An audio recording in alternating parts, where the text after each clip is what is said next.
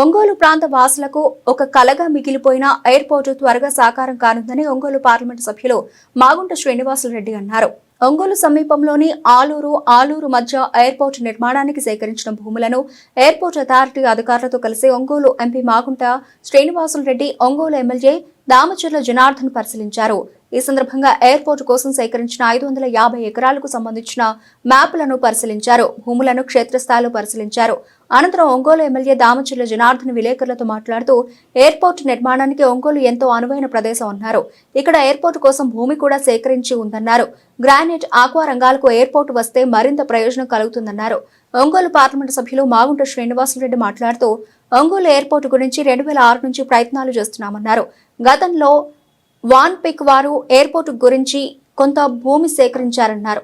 అయితే వివిధ కారణాల వల్ల ఆ ప్రయత్నాలు సఫలం కాలేదన్నారు. ప్రస్తుతం ముఖ్యమంత్రి రాష్ట్రంలో కొత్తగా 5 ఎయిర్పోర్టుల నిర్మాణానికి ప్రయత్నాలు చేస్తున్న నేపథ్యంలో ఒంగోలులో సేకరించిన భూములను పరిశీలించడానికి ఎయిర్పోర్ట్ అథారిటీ నుంచి 6 సభ్యుల బృందం వచ్చిందన్నారు. త్వరలోనే వీరి నివేదికను అందిస్తారని తెలిపారు. ఎయిర్పోర్ట్ అథారిటీ నుంచి వచ్చిన బృందంలో ఏఎస్ఎన్ మూర్తి, పర్వీన్ తివారీ, అమన్, అరుణ్ కుమార్, షాజబుల్, నబిల్ రోషన్ తదితరులు ఉన్నారు.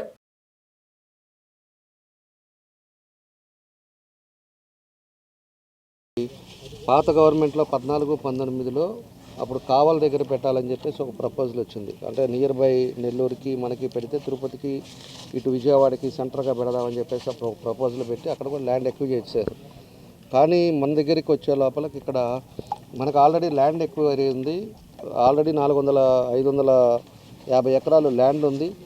దాని ఫీజిబిలిటీస్ చూశారు. ఈరోజు ఎయిర్పోర్ట్ అథారిటీ కమిటీ కూడా ఈరోజు చెక్కింగ్కి వచ్చారు. ఏదైతే మనం 3 నెలల నుంచి మనం చేసిన కసరత్తు, మనం చేసిన పనులను బట్టి ఈరోజు వాళ్ళంతా కూడా ఎయిర్పోర్ట్ అథారిటీ వచ్చేసి ఫీజిబిలిటీస్ అన్నీ కూడా చెక్ చేసుకొని వాళ్ళు కూడా తొందరలోనే వాళ్ళ ఆల్టర్నేట్స్ ఏ ఉన్నాయో ఒక 2-3 ఆల్టర్నేట్స్ కూడా ఇస్తామని చెప్పేసి కూడా వాళ్ళు చెప్పారు.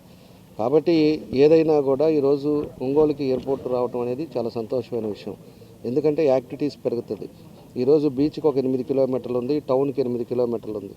అటు వచ్చే లోపల విజయవాడ 165 కిలోమీటర్లు ఉంది.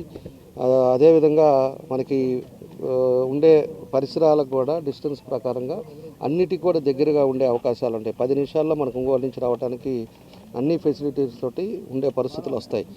ఈరోజు వ్యాపారస్తులు కూడా మనకి ఈరోజు గ్రానైట్ కానీ, ఆక్వాకల్చర్ కానీ, అదేవిధంగా టొబాకో కానీ ఇవన్నీ కూడా ఎక్కడో పెరిగిపోయినాయి. ఈరోజు ఎంతో డెవలప్ అయింది ఒంగోలు కూడా. ఈరోజు ఉండే పరిస్థితుల్లో ప్రజలకి ఈ విధంగా సౌకర్యాలు ఉండటం వల్ల ఏంటంటే ఇంకా కూడా కంపెనీస్ కానీ, అదేవిధంగా ఇన్ఫ్రాస్ట్రక్చర్ కానీ ఇవన్నీ కూడా పెరిగే ఆలోచనలు వస్తాయి. వేరే వాళ్ళు కూడా ఎయిర్పోర్ట్ ఉండటం వల్ల కంపెనీస్ కూడా ఇక్కడ పెట్టుకోవడానికి కూడా వస్తాయి. ఏదో విజయవాడ లేకపోతే తిరుపతితో ఇవన్నీ కాకుండా దాంతోపాటు మన కూడా వచ్చే అవకాశాలు ఉంటాయని మేము కూడా దాని మీద సీరియస్గా దీని మీద ఎక్సర్సైజ్ చేస్తున్నాం. ఈరోజు ఆ ఎక్సర్సైజ్ దానిలోనే కమిటీలు వచ్చారు. వాళ్ళు కూడా ఫీజిబిలిటీగా వాళ్ళు ఓకే చేసే పరిస్థితిలో అంతా బాగుందని చెప్పేసే పరిస్థితిలో ఉన్నారు.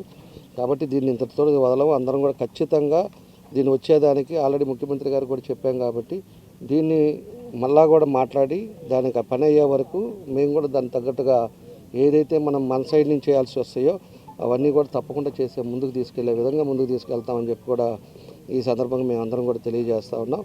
కాబట్టి మనం కూడా ఎయిర్పోర్టు అనేది కూడా ఈరోజు ఒంగోలుకి అవసరం అని చెప్పేసి కూడా ముఖ్యమంత్రి చెప్పినప్పుడు ముఖ్యమంత్రి గారు 5 ప్లేసుల్లో ఒంగోలు కూడా మనం అనౌన్స్ చేయడం కూడా జరిగింది.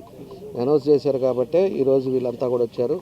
అక్కడ వచ్చే లోపలికి ఎయిర్వేస్ మినిస్టర్ కూడా మన రామ్మోహనే ఉన్నాడు. కాబట్టి ఆయన్ని కూడా ఒకసారి ఢిల్లీలో మేము కలుస్తాం.